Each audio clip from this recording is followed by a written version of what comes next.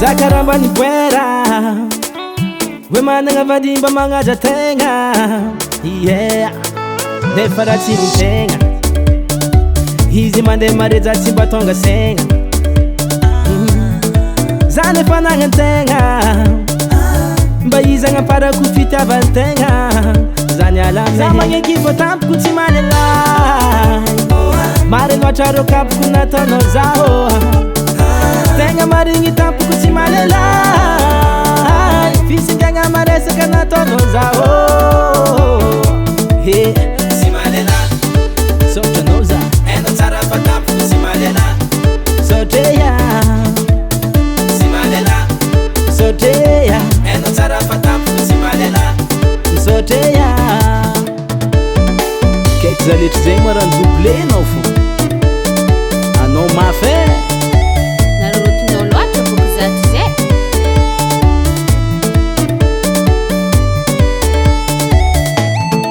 ni manga metinge ya fani vitano kwamba zahava nisewa na fami sijeri kanefa ni manga findra hanchalaka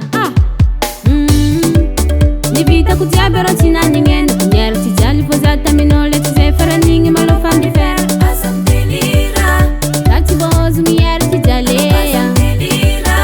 saulu velungu mae marar asamdelira tati bozu miyar tijale nono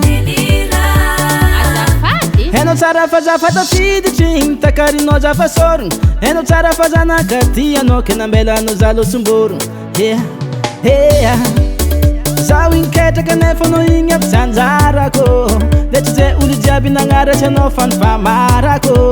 fo amzo nalenolo ka fantantara tampoko loatra no niala eko tsara fa tampoko tsy malela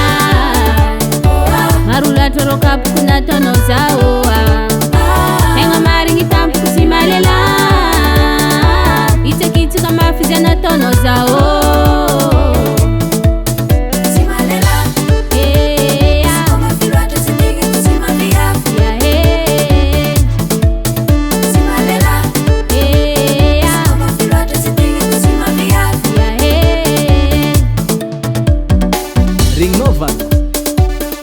Karunian dit miar mongo fo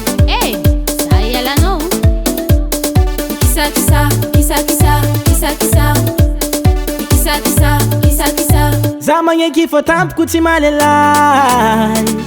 mare loatra ro kapoko nataonao zaho tegna marigny tampoko tsy malelay fisingiagna maresaka nataonao zaho eko tsara fa tampoko tsy malelay marolatra ro kapoko nataonao zao tegna marigny tampoko tsy malela itsakitsaka mafy nataonao zao tsy malela sotanao za eno tsara fa tampoko tsy malela soteya tsy malela soteya eno tsara fa tampoko tsy malela soteya